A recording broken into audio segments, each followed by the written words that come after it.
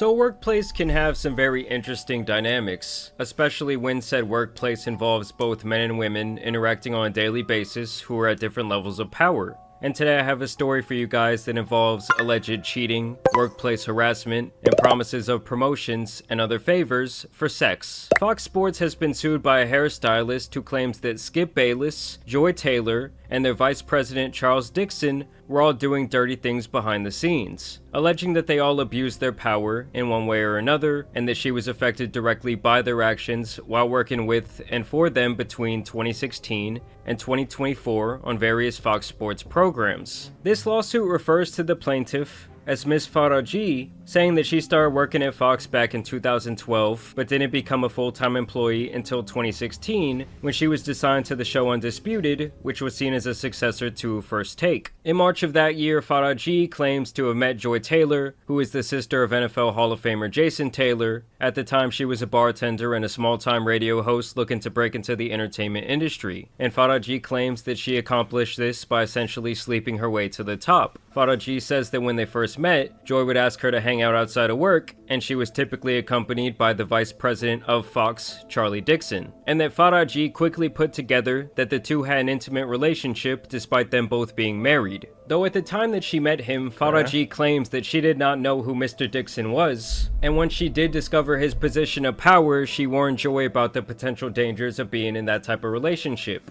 1 month later, Undisputed was announced as a blockbuster program for Fox, and many were shocked as Joy, who had little to no experience, was given the nod to be the moderator of this new show. Okay, so we'll cover this at rehearsal. See you there, Joy. Skip Bayless, you ready to make television history? Hey, partner, pretty great, huh? It's awesome.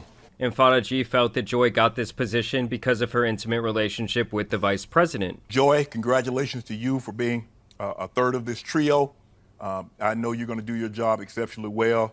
And even claims that once Joy's husband found out about the alleged affair, he immediately broke things off with her and threatened to go public with the information if Dixon did not pay him everything that he had spent on their wedding deposits. That man said, "I'm leaving here with something." The next year in 2017, she even claims that Dixon tried to make a move on her at Joy Taylor's birthday party, where she says that he groped her ass. Miss Faraji did not know who to turn to, but as she knew Miss Taylor was sleeping with Mr. Dixon, she turned to her. Surprisingly, Miss Taylor's response was, "Get over it," and explained that she herself only had her job because of Mr. Dixon, and that Miss Faraji only had her job because Miss Taylor had requested her. She warned that Mr. Dixon could easily take both away. And this was a stark contrast from how Joy publicly presents her journey in the industry. You have to constantly reaffirm that you are good enough, that you belong there, and then always prove it. So I would just always say you gotta do twice the work to get half the opportunity. But that, to me, the mentality I've always had on it is that's just gonna make me better. So that's why I'm excellent.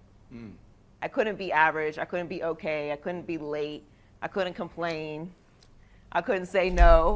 Now I do. And this really kind of... Nah, Shady got it, bro. Yo, bro. 90%. I'll say 80% of communication is nonverbal, bro.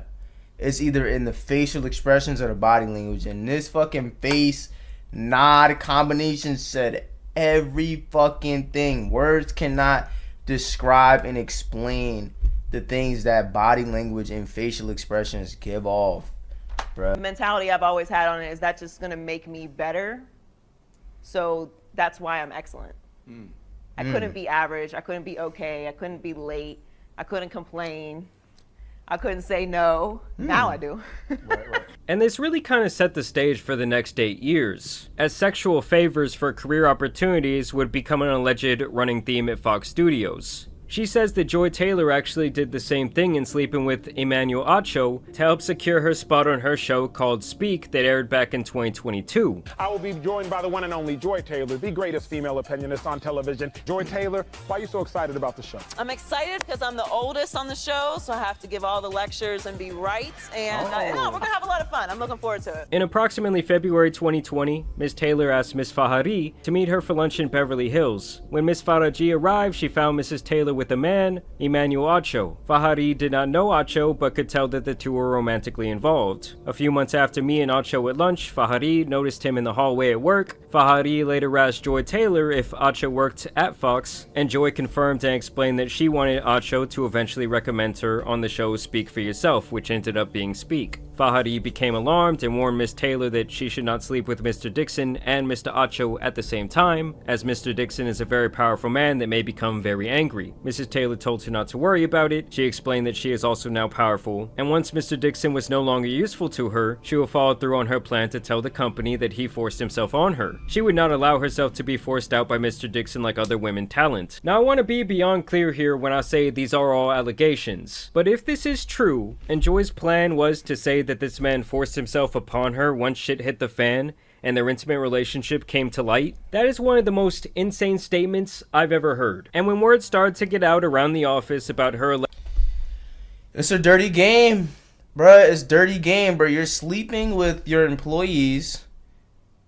I mean, it does border the line from, like, going against company policies to now you're doing shit that's illegal. False claiming that somebody forced himself on you is beyond company policy, and that's illegal.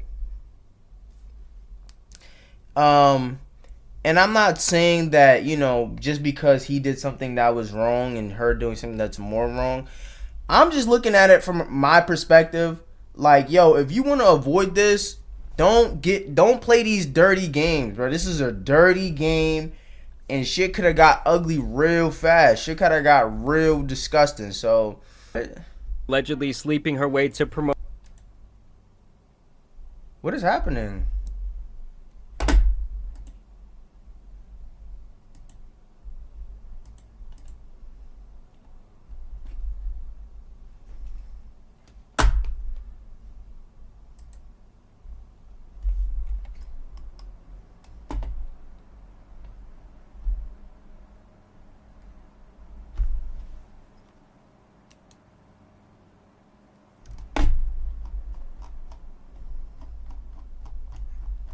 The fuck?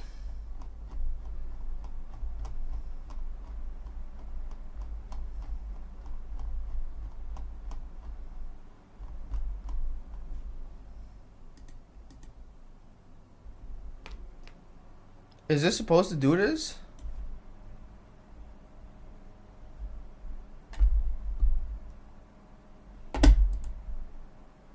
Promotions. HR did question Faraji about this, and basically her speaking her version of the truth was the beginning of the end of her employment at Fox, as she says she began to be ostracized by Joy Taylor. Now when it does come to Joy, this is where her part of the lawsuit is concluded. The other big player here is obviously Skip Bayless, who Faraji says developed deep feelings for her over the years, and that he expressed these feelings multiple times to no avail. Faraji says that when she first met Skip, he would discuss his life, his work at Fox, and other innocuous matters. However, soon after the weekly haircut started, Mr. Bayless began finding excuses to touch Faraji. He would give her lingering hugs after each haircut, putting his body against her own, pressing against her breast. He then began to kiss on her cheeks. Miss Faraji was uncomfortable by the physical contact and would make excuses to leave right after the haircuts, like saying she needed to pick her son up from school. She also claims that he would make suggestive comments about her body and how voluptuous she was. Over the years, Mr. Bayless continued to make advances on Faraji, lingering hugs, kisses on the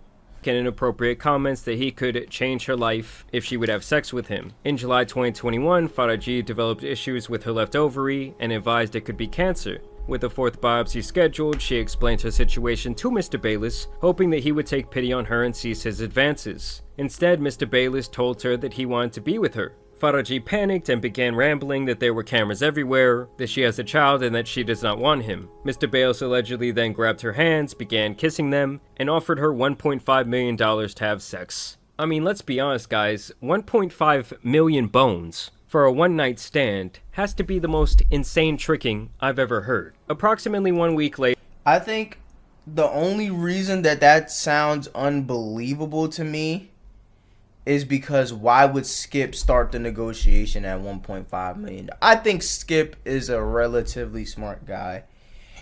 If he's willing to pay $1.5 million, right? you don't start the negotiation at 1.5, right? If you're saying, okay, like I understand you have all these things and whatever, and I understand that I'm unattractive, right? Let's say that's the premise that they're operating under, and Skip is well aware that he doesn't want her, and Skip is well aware that she's well aware of how much he makes, and he's aware of how much he needs, and all of these things. Like, where would you start the negotiation? Be like, listen, right? If you're willing to go to 1.5, you say, listen, I think you're really beautiful. I have deep feelings for you. I'll be loving and caring to you. It can be our little secret. Whatever. 50,000. What? No, Skip. No. Okay.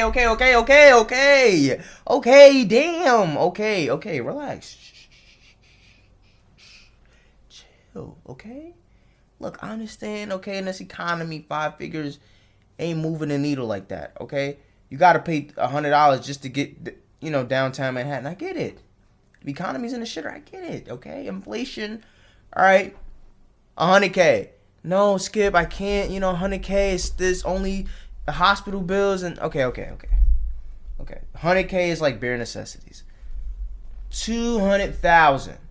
Right, and then you slowly work your way up, and you say, okay, and then eventually get to the point where you say, all right, I can't do no more than $1 million. Okay, I can't do no more than $1 million. Okay, please. Say no, Skip. All right, no. Okay, maybe for 1.5 I'll do it. All right, deal. You know what I mean? You don't start at $1.5 million. You don't start negotiation there. You know what I mean? That's not even the going price for pussy. The going price for pussy, like low end pussy, street walkers and things like that.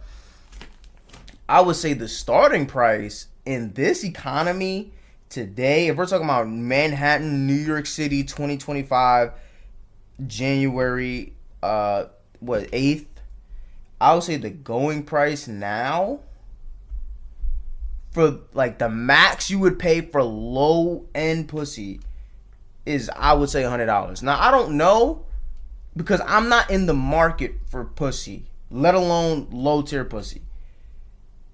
But that's what I would imagine low tier pussy is going for. Now, if you're talking about a woman that isn't usually on the market, you know what I mean, who's she's not looking for drugs or something quick. She's not looking to make a lifestyle out of this. This exchange has to be needle moving money. This money has to be able to pay off all her debt, or has to be able to get her son in school. The money, she's a working class woman that isn't like in need of money. This is not what she does for a living. If we're talking about that pussy that isn't on, you talking about off market pussy, off peak pussy? You talking about off peak pussy? Okay, now we're running different numbers completely. So then I would say the negotiation would have to start at $2,000 under the premise of, one, the girl has to know you and already like you. She has to already be on the fence, and she has to be very open-minded to the idea of selling her coochie. Right? So if she likes you, she thinks you're attractive, and she might fuck you anyway. You throw $2,000 at that. You put all the logistics, make it pretty convenient. Maybe take her out to lunch, make it special, throw 2 bands at it. Okay, cool. Right? That's like the low end for like what you would consider high-end pussy. Off-peak pussy, as I like to say. Now, if we're talking about, she doesn't really know you that well, or if she does know you, but she's not comfortable, and she thinks you're unattractive, and she makes a good amount of money, I'd say low ball, we're talking maybe 15 grand. 15 grand, I can see a girl being like, I don't really want to, but one time, 15 grand, okay, fuck it. I think I can make that happen. What can I do with the 15 grand? Because it's all about what you can do with the 15 grand. 15 grand outside of New York, you can get a down payment on a house. 15 grand inside of New York, you can probably pay all of your tolls for the year, and not think about it. You can move willy-nilly with the tolls and not think about it. You know what I mean? So you got the tolls paid. You know what I mean? You can go uptown, downtown, at will. You know what I mean? You'll be alright. Right? Now, let's say you know, she's making good money and she's in a real bond. She needs real money. This is not like, okay, 15,000 would be nice. Like, you know, it would be real convenient. Like, no, she needs real money. And if you're not giving her real money, it's not moving the needle. You say, okay, you need $100,000, right? That's what you need. You need $100,000 just to keep your head above water, right? So what I'm gonna do for you is I'm gonna give you $500K, so that way you keep your head above water, and then you get you a yacht to put on that motherfucker. Then it'll be like, okay, that's, you know, where it starts to range. And then anything above $500K, if she's not willing to do it for $500K, she's just not really probably willing to do it. Like, if you're not willing to do it for $1 million, like, if we're talking about people who make certain amount of money, now if we're talking like billions, that's different. But if you're not willing to do it for $500K, there's probably no realistic number that you're willing to do it for. Like, you know, 10 million. If you're not willing to do it for $500K, I don't see you being willing to do it for 10 million, me personally. So, you know, that's something to think about.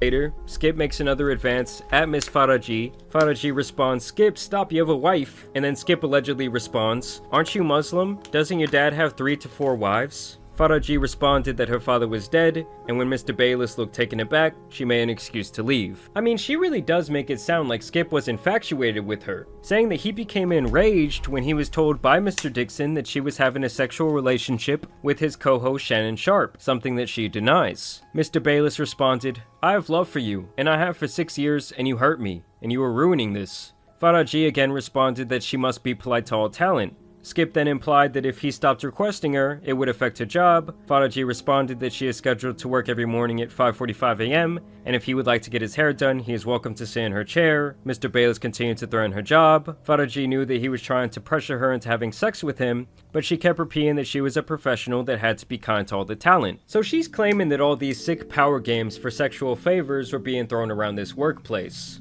and that most of the checks and balances that are supposed to be in place to make sure things like this do not happen were corrupted themselves. So the entire system was allegedly made to protect those doing the bad things and punish anyone who had something to say about it. So obviously this is a story that could involve the entire company, maybe even people who are not listed in this lawsuit once they get to digging, and it's my prediction that this woman is about to get paid. And there's a saying in show business that the show must go on, and for Joy Taylor, I guess she was following this rule because only one day after being named in this lawsuit, she was back to host her program Speak. People noticed that she covered up her body. Okay, usually she's wearing some quite provocative clothing. And really pay attention to the 3 guys hanging out in the background. It's Michael Irvin, Paul Pierce, and Keyshawn. Just look at Paul Pierce is like he fighting for his life. how far away they stay. Because we know Paul Pierce is in the market for pussy.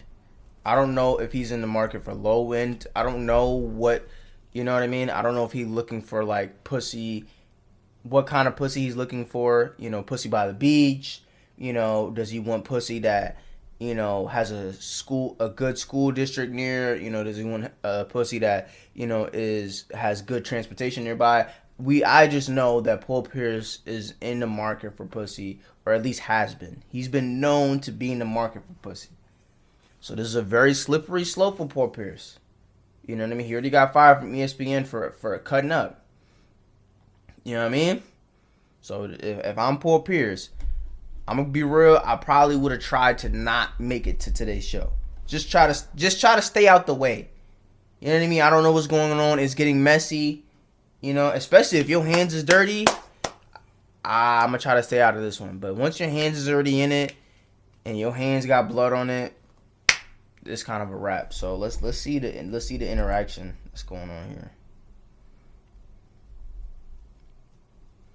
From her and how they just don't know what to do as they try and act like they don't know what the fuck is going on. Welcome to Speak. I'm Joy Taylor here with Keyshawn Johnson, Paul Pierce, and the playmaker Michael Irvin. They're like, keep your distance, man. We not getting caught up in this shit. It's Victory Monday for some and vacation I know my guy did not throw a pitch. for some and vacation Monday for others. That's so but fucking funny. For the ones who did have Victory Monday.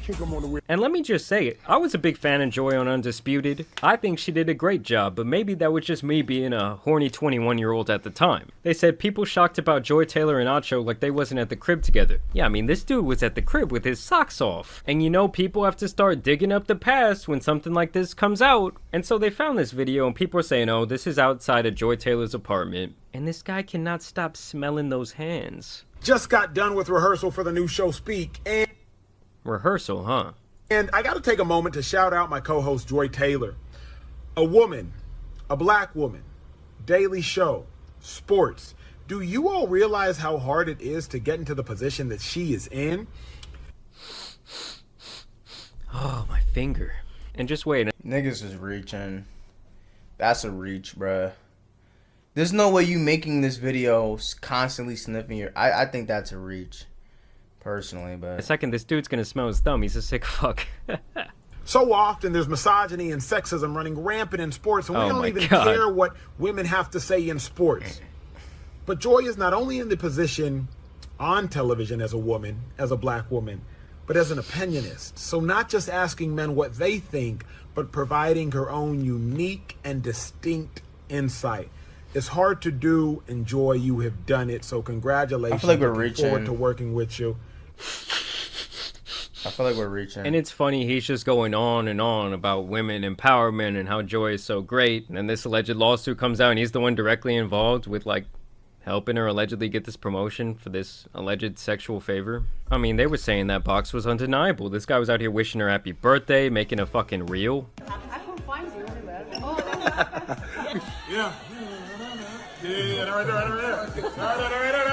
And you can't tell me, like, if you're not working with these people, you don't know what the fuck is up. Everyone always knew at work when their homeboy was hitting something. That's a fact. I'm telling you guys, these types of videos now just look crazy. It's what I have to deal with, people.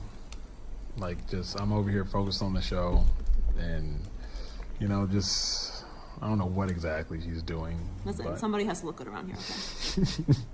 Slick, you see that shade she threw at you, bruh? Because you wasn't talking to me. That was everyone.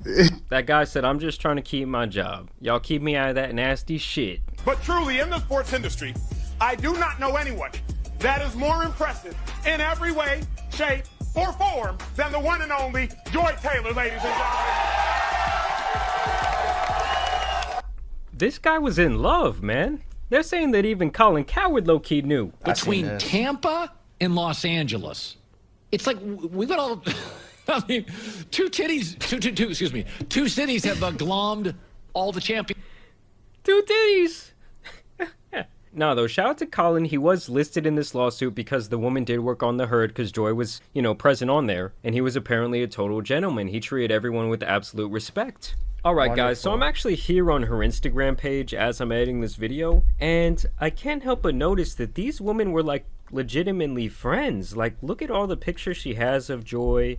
I'm sure Joy low-key put her on, more or less. All the pictures she has of Joy. What's that meme she had? I'm sure Joy. You need to wash your hair, but you're not sure if you're emotionally prepared to dry it.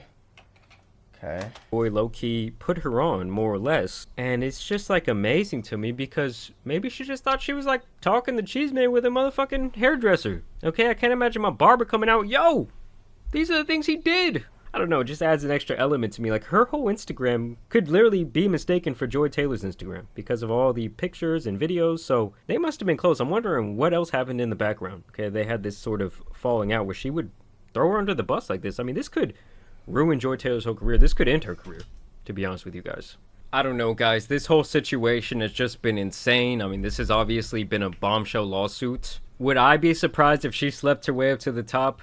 Absolutely not. Would I be surprised if some of these sick fucks who are in charge would make that type of thing more or less mandatory if you want an opportunity? No, not at all. I think that that's likely happening in many industries outside of entertainment as well. But it must be pretty sad if you're like trying to get your career in media and you're climbing your way up the ranks and then you slowly start to realize that this is the game you kind of have to play. Not trying to throw Joy Taylor any bail here, especially if she was going to say like, yo, this guy forced himself upon me after she more or less used him for her opportunity's sake. But y'all let me know what you guys think about all of this down below. I also want to thank you guys for watching today's video, dropping a like and subscribing. Do you really think Skip was out here offering 1.5 million for that box? Either way, I just don't think. Nah, Skip has the money. Skip was making as much as Luka Doncic when Luka was on that rookie contract. But I mean, he could technically afford to do it. But hell, bro, there's no way, Skip, you going out like that, bro. And she said no. You doing bad, Skip. Now, if all of this is true, let's just play as all of this is true, because we don't know, right? Obviously, I don't know shit. I know as much as you. You don't know shit. None of us know shit. Nobody knows shit. But let's just say it's true. Like, shit would start to make sense. Why this nigga was being so weird to Shannon Sharp and why he's such an asshole. He's not a bad guy. He just, his dick is dry, bro. He hadn't gotten none in a long time, man. You know what I mean? Just being an asshole. You got all this money. And I think it's worse if you got money. You know what I mean? You got all this money and you can't get no play. And you see this motherfucker Shannon Sharp. First of all, he's black, which is an advantage. And a lot of times as it pertains to dating, girls tend to date, or tend to favor black guys. Especially like culturally or racially ambiguous girls. Girls in general, black, white, literally most girls in general favor black guys. So for one, he's black, he's younger, he's taller, he's stronger. I don't know if he was richer at the time, but I would venture to say that he was making as much money. He's more charismatic. He's I don't know. I wouldn't know if I would say he's smarter, but he's definitely funnier. The star of the show. He's getting all the play that he wants. Skip is offering 1.5 for the coochie. She's saying no, but she taking a $40 Uber to see Shannon, most likely. And it's just like, yeah, no wonder you got these microaggressions from Skip. Him being a jerk and shit like that. Because Skip, I don't feel like Skip was like that back in the day. And I always attributed it to the fact that, like, entertainment has changed and you got to do more wild shit. Like, back, like, before Shannon Sharp, or before Skip Bayless was dick riding LeBron, I feel like he had really solid takes, bruh. And then I think him and Skip Bayless, they understood, like, yo, if we want to really get paid, people can't come for our takes. I'm just saying, like, there's no amount of money that's going to move the needle to the point where our takes is, like, making us millions of dollars. And so we're on TV. We got to be entertaining. That's just what it is. And so we need shit. And this is around 2014. This is around when LeBron went to the finals and shit. Like, this is around that time. And this is around the time when Instagram came out. So you got Twitter was already popping at the time. You got Instagram. You got these videos and shit like that. You got these 60-second videos. That's what it was. You got these Instagram clips. You got, Vine was popping at the time. You have social media. You said, okay, we have an opportunity here to make some real money, but we not about to make no, okay, from our takes, maybe 100,000, maybe up to 500,000 max. But if we want to make 8 figures in this motherfucking game, our takes are not that valuable. Nobody's coming for our takes. Okay? So Shannon, you're going to have to start saying some wild shit, and I'm going to have to start getting mad and walking off set. Shit going to go viral. We going to get paid. You know what I mean? We going to be, boom, we going to blow up. Because if you look, before that time, Skip had good takes, bro. And once niggas started dick riding LeBron and all of that shit changed. But I was like, yo, like, maybe he's doing more of that. Like, maybe he's being an asshole, because he has to do more to be, like, entertaining. He understands the game now. He understands that it has nothing to do with takes. It has everything to do with clips. It has everything to do with being entertaining, being funny. It's my turn. Like, he understands the game now. You know what I mean? But I thought he was being like an asshole to Shannon because that's like the dynamic they had, and that's what they felt like was gonna work. But maybe it was because he wasn't getting no ass. Maybe because he wasn't getting no play. I seen a lot of niggas change up when they don't get pussy, bro. I've seen niggas turn completely different. I'm talking about I know niggas in high school. They were a certain way in high school. When they get to college and they come back and it's like they completely different, now maybe you can say they found themselves. But I don't know. You know what I mean? It just don't feel. You can just feel when somebody not being authentic. You can just smell it. Like it's like, that's not you. Like that's not you. I'm not saying who you were is you, but who you are right now is not you either. So you need to get it together. But yeah.